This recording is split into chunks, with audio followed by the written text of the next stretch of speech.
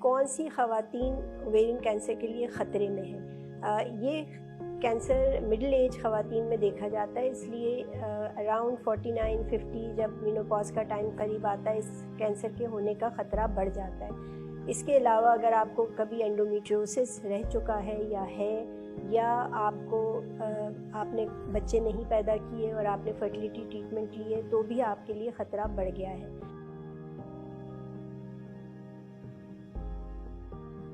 سب سے important risk factor آپ کی فیملی میں بریسٹ اور اوویرین کینسر کا ہونا ہے. اگر آپ کی فیملی میں آپ کی کلوز فیملی ممبرز جس میں آپ کی نانی آتی ہیں، نانی دادی آتی ہیں، خالہ اور پھپھو آتی ہیں اور بہنیں آتی ہیں، اگر ان میں سے کسی کو بریسٹ یا اوویرین کینسر ہوا ہے تو آپ کے لیے خطرہ بہت زیادہ ہے. اس میں جو امپورٹنٹ بات آپ نے نوٹ کی ہوگی کہ فیملی ہسٹری میں میں نے دونوں طرف سے بات کی، اماں کی سائڈ سے بھی اور ابا کی سائڈ سے بھی، تو یہ فیملی ہسٹری بہت امپورٹنٹ ہے.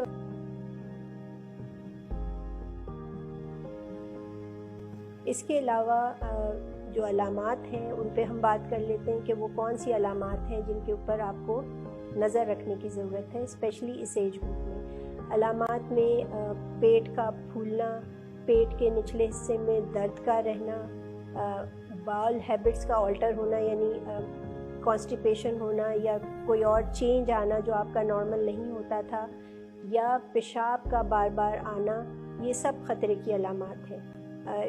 ان سمٹمز کو یوزولی ڈس ریگارڈ کر دیا جاتا ہے خواتین کی طرف سے کہ یہ تو پیٹ میں خرابی ہے یا مجھے اسٹریس ہے یا میرے نروز مجھے تنگ کر رہے ہیں، لیکن یہ علامات بہت سیریس ہو سکتی ہیں. اس لیے اگر آپ ایسی علامات نوٹ کریں جس میں کوئی بھی ایب نارمل بلیڈنگ ہے یا پیٹ میں درد یا پیٹ کا پھولنا ہے تو آپ فوراً اپنے ڈاکٹر کے پاس جائیں اور ان سے ڈسکس کریں اور ان سے کہیں کہ جی آپ میری کوئی انویسٹیگیشن کرائیں.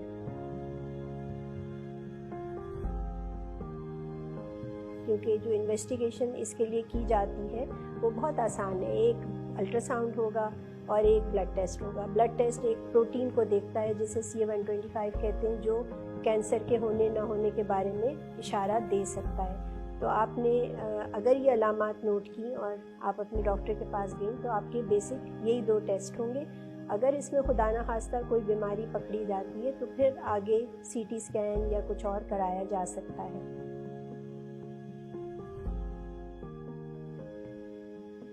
ان علامات کے بارے میں ایک اور امپورٹنٹ پوائنٹ یہ ہے کہ آپ یہ کہہ سکتے ہیں کہ یہ علامات تو کسی کو بھی کسی وقت ہو سکتی ہیں. جو امپورٹنٹ چیز ان علامات کی کینسر سے ریلیٹڈ ہوتی ہے وہ یہ ہوتی ہے کہ یہ تقریباً روز ہوتی ہے، یعنی مہینے میں 2-3 دفعہ نہیں. آپ کو اگر ہر روز اس میں سے کوئی علامت محسوس ہو رہی ہے تو یہ خطرے کی نشانی ہے. اس صورت میں آپ اپنے ڈاکٹر کے پاس ضرور جائیں.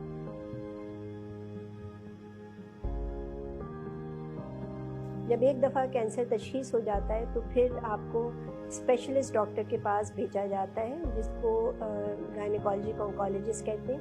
یہ وہ ڈاکٹرز ہیں جو خاص طور پہ ٹرینڈ ہوتے ہیں اس قسم کی کینسر سرجری کے لیے.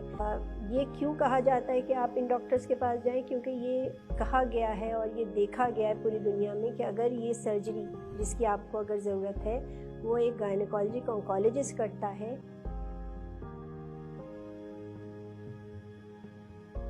جب ایک دفعہ سرجری کامیاب ہو جاتی ہے تو پھر آپ کو کیمو تھراپی کے لیے میڈیکل آنکولوجسٹ سے ملنا ہوتا ہے. وہ کچھ سائیکل کیمو تھراپی کے دیتے ہیں اور پھر یہ علاج مکمل ہو جاتا ہے.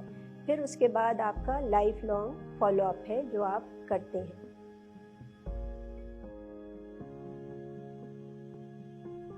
اب یہ سب باتیں سن کے آپ ضرور یہ سوچ رہے ہوں گے کہ اگر یہ کینسر اتنا خطرناک ہے اور اس کو پکڑنا اتنا مشکل ہے ارلی سٹیج میں تو کیا اس سے بچاؤ ممکن ہے؟ تو بالکل ممکن ہے. بچاؤ کے لیے ہمیں کچھ لائف سٹائل میں چینجز لانی ہوتی ہیں. وزن نہ بڑھنے دیں اپنا. ہر کھانے میں یا دن کے کھانے میں کم از کم 5 سرونگ سبزی اور فروٹ کی ضرور شامل کریں. ٹوبیکو سے پرہیز کریں، الکوہل سے پرہیز کریں. اس کے علاوہ ان لوگوں میں جن میں خطرہ ہوتا ہے فیملی کی طرف سے جین کی وجہ سے کینسر ہونے کا، ان کو ہم کانٹرسیپٹیو پلز پہ ڈالتے ہیں. یہ بھی پریونشن کرتی ہیں، 5 سال تک ہم دے سکتے ہیں. ان فیملی ممبرز کو جو بریکا پازیٹیو ہوتے ہیں ان کو ہم یہ بھی تجویز کرتے ہیں کہ جب ان کی فیملی کمپلیٹ ہو جائے، یعنی बच्चे जितने पैदा करने सब कंप्लीट हो गए तो फिर ये अपनी ओवरीज को निकलवा सकते हैं, क्योंकि इनमें रिस्क बहुत ज़्यादा होता है और इसको प्रोफाइलेक्टिक ओफरेक्टमी कहते हैं। और ये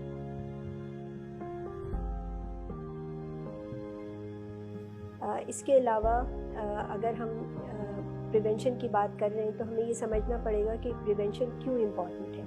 क्योंकि जब ये ओवेरियन कैंसर अर्ली स्टेज में पकड़ा जाता है, यानी स्टेज 1 या 2 में, तो सर्वाइवल बहुत अच्छा है, 80 to 90% लोग सर्वाइव कर जाते हैं। लेकिन अगर ये स्टेज 3 या 4 में अनफॉर्चुनेटली पकड़ा जाए तो सर्वाइवल गिर के 10 to 30% रह जाता है, विच इज़ वेरी अनफॉर्चुनेट। और जब हम यंग पेशेंट्स में एडवांस स्टेज देखते हैं तो हमें इसीलिए अफसोस होता है कि जब एडवांस स्टेज में पकड़ा जाता है तो अच्छी सर्जरी और कीमोथेरेपी के बावजूद हम वो सर्वाइवल दे नहीं पाते। इसलिए बहुत इम्पॉर्टेंट है कि हम प्रिवेंशन के तरीक़ों पर अमल करें, और जब खुदा न खास्ता पकड़ा जाए अलामात पे तवज्जो दें ताकि जल्दी पकड़ा जाए, और जब जल्दी पकड़ा जाए तो उसको फ़ौरन अपने डॉक्टर के पास जाएं और उसका इलाज शुरू करवाएं।